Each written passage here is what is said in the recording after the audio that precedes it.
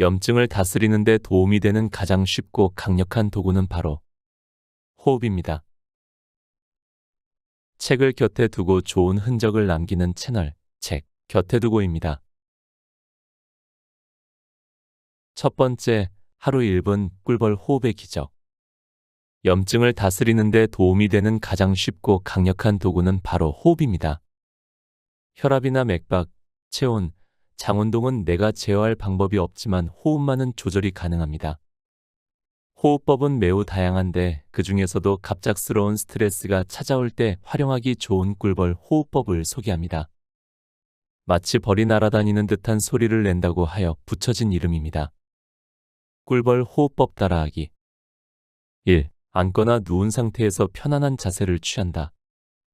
2. 평소대로 자연 호흡을 몇 번 들이쉬고 내뱉는다. 3. 입을 다문 상태에서 코로 숨을 마신다. 4. 훔이라는 소리를 내면서 숨을 천천히 내쉰다. 소리가 사그라들 때까지 진행한다. 5. 5회 반복한 뒤 평소의 자연 호흡으로 돌아와 들숨과 날숨을 편안하게 느껴본다. 한 손은 가슴, 다른 한 손은 배에 얹고 들숨과 날숨을 천천히 느껴보길 바랍니다. 코로 숨을 마시면 배가 볼록해지고 훔 소리와 함께 숨을 뱉으면 배가 홀쭉해지는 걸 느낄 수 있습니다. 들이마시는 숨보다 내쉬는 숨을 더 오래 유지하면 이완작용이 증가되어 효과가 더 좋습니다. 마음속으로 하나, 둘, 셋, 넷 세면서 숨을 마시고 하나, 둘, 셋, 넷 세면서 숨을 뱉어보세요. 꿀벌 호흡을 할 때 주의할 점도 있습니다. 가슴에 압박감을 느낄 만큼 또는 얼굴이 빨개질 만큼 강제로 호흡을 길게 이어가면 오히려 부작용이 생길 수 있다는 겁니다. 반드시 무리하지 않는 선에서 호흡과 소리를 유지하세요. 스트레스 상황이 길어지면 만성 스트레스로 만성 피로와 만성염증도 동반하게 되지요. 이 상태에 다다르면 꿀벌 호흡만으로는 효과를 보기 어려워집니다. 그렇게 되기 전에 스트레스를 쌓아두지 않도록 수시로 호흡하며 신경을 다스리는 연습을 해두시길 바랍니다. 두 번째, 지금 당장 배를 꼬집어 보세요. 뱃살은 질병의 상징입니다. 뱃살은 왜 찌는 것이고 왜 나쁘다는 걸까요? 뱃살, 즉 복부 비만은 복부 안쪽 내장기관 주변에 내장지방이 쌓이는 것인데 이 내장지방이 범인입니다. 내장지방이 세포에서 염증 물질을 분비한다는 것입니다. 그래서 뱃살은 만성염증 그 자체입니다. 하지만 배가 좀 나왔다고 해서 무조건 걱정할 필요는 없습니다. 복부에는 두 개의 서로 다른 지방이 쌓여 있는데요. 피부 껍질 바로 밑에 피하지방, 그 밑에 근육층을 지나 복강내로 들어가면 내장 사이사이에 내장지방이 자리 잡고 있습니다. 피하지방과 내장지방 중에서 만성염증의 주범이 되는 것은 내장지방입니다. 그렇기 때문에 내 뱃살에 어느 지방이 더 많이 쌓여 있는지를 확인해 보는 것이 좋습니다. 복부 비만을 가장 정확하게 확인하는 검사 방법은 복부 CT입니다. 그러나 이 검사는 시간과 비용이 드는 관계로 여러분은 집에서 간단히 할 수 있는 방법으로 확인해 보길 바랍니다. 지금 뱃살을 한번 꼬집어 보세요. 핀치 테스트라고 하는 진단법인데 엄지와 검지로 뱃살을 꼬집어 보는 것입니다. 잡히는 뱃살의 두께가 약 2cm 이상이면 피하지방 위주로 뱃살이 구성되었다고 보면 됩니다. 내장지방은 근육 밑에 있어 손가락으로는 잘 잡히지 않거든요. 허리둘레를 쟀을 때 남성은 90cm 이상, 여성은 85cm 이상이면 복부 비만으로 진단하는데요. 핀치 테스트를 했을 때 허리둘레는 기준치 이상인데 뱃살이 딱딱해 잘 잡히지 않으면 내장지방일 가능성이 높습니다. 세 번째, 내장지방 다이어트 7가지 방법. 복부 비만인 사람이 만성염증에서 벗어나려면 먼저 뱃살부터 빼셔야 합니다. 그렇다고 해서 유행하는 각종 다이어트 방법이나 보조제에 제발 현혹되지 마세요. 지금부터 소개하는 굶지 않고 내장지방을 가장 빠르게 뺄 수 있는 내장지방 다이어트 방법을 실천해 보길 바랍니다. 1. 식사는 길게 하기. 빨리 먹을 경우 뱃살이 쉽게 찔 수밖에 없는데 그 이유는 인슐린 때문입니다. 인슐린은 혈당을 처리하는 동시에 지방을 합성시키는 호르몬입니다. 급하게 먹는 속도만큼 인슐린 수치가 높아지면 지방이 쉽게 쌓여 살이 잘 찌는 체질로 변합니다. 식사를 20분 이상 천천히 하는 습관을 들이면 뱃살이 잘 찌지 않습니다. 2. 흰쌀밥을 현미밥으로 바꾸기. 매일 먹는 주식을 흰쌀밥에서 현미밥으로 바꾸는 것만으로도 뱃살 감량에 효과를 볼 수 있습니다. 백미보다 현미의 혈당 지수가 현저히 낮습니다. 현미밥은 꼬들꼬들한 식감 때문에 자연스럽게 오래 씹게 되지요. 단, 소화에 어려움이 있어서 현미밥이 꺼려진다면 발화현미밥을 시도해보세요. 3. 단백질 충분히 섭취하기. 밥빵, 면, 떡 같은 탄수화물 위주로 먹는 사람들은 자주 배가 고픕니다. 든든함을 유지하고 근육 손실을 방지하려면 충분한 단백질 섭취가 매우 중요합니다. 저녁 혹은 주말에 몰아서 섭취하는 것보다 식사할 때마다 두부, 콩, 생선, 계란, 닭고기 같은 단백질을 골고루 섭취해야 효율이 올라갑니다. 4. 저녁 식사 가볍게 하기. 내장지방 다이어트는 아침, 점심, 저녁 식사량의 비율이 정말 중요합니다. 아침과 점심은 상황에 따라 바뀌더라도 저녁 식사만큼은 세 끼 중에서 가장 단촐하게 먹는 것이 중요합니다. 저녁에 기름지고 칼로리가 높은 음식 그리고 술까지 곁들여서 만찬을 하는 것이 습관이 되면 뱃살이 야금야금 늘어날 수밖에 없습니다. 5. 간식 챙겨 먹기.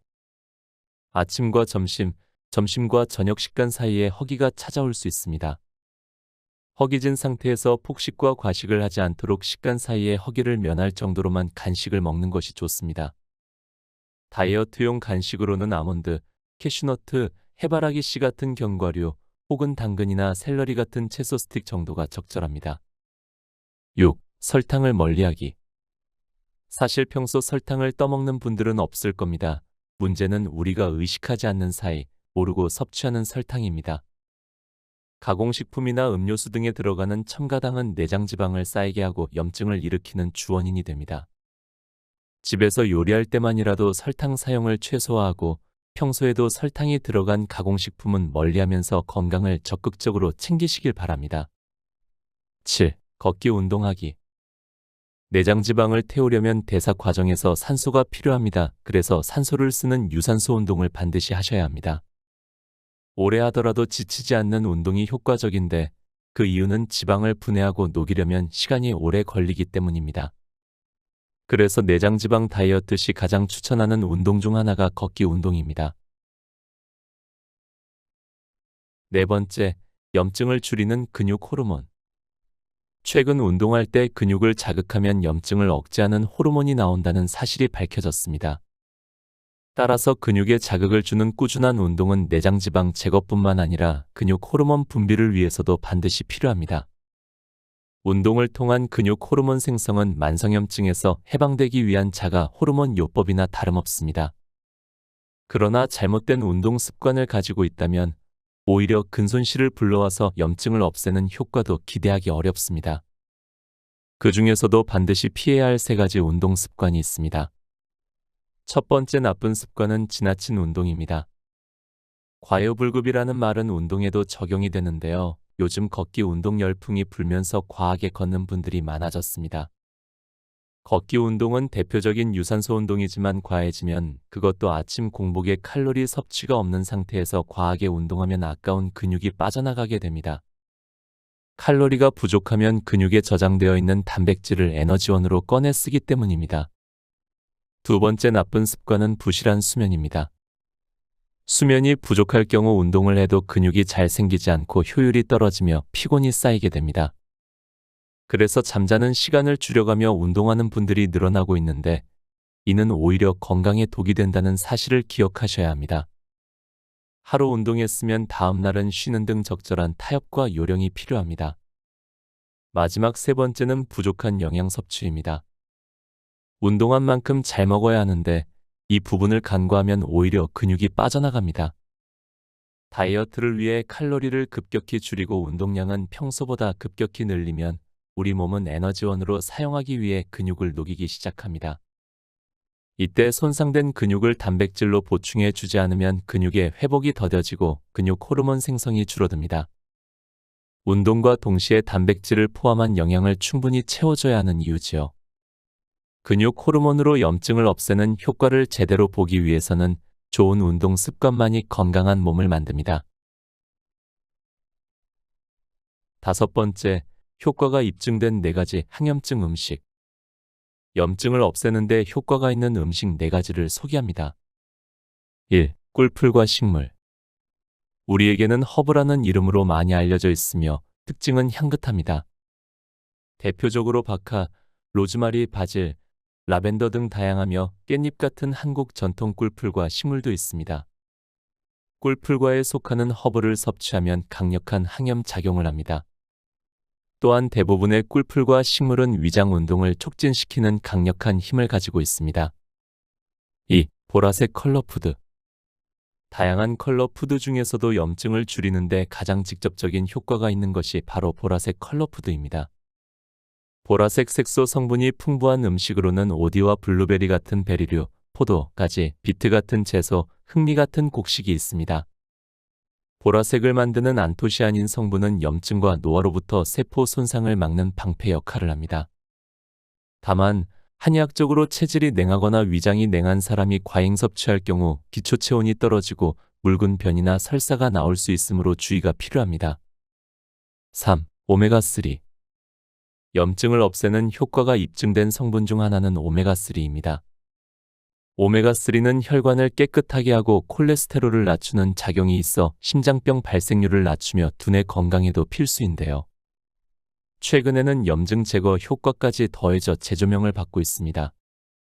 오메가3는 체내 합성이 되지 않기 때문에 반드시 따로 섭취해야만 하는데 고등어, 꽁치, 멸치 같은 생선에 풍부하니 자주 섭취하면 좋습니다. 견과류와 씨앗에도 오메가3가 풍부합니다. 기름류 중에서는 들기름에 가장 풍부합니다. 4. 황성분이 풍부한 음식. 유기황 화합물이 풍부한 음식도 염증을 없애는데 탁월한 효과를 보이고 있습니다.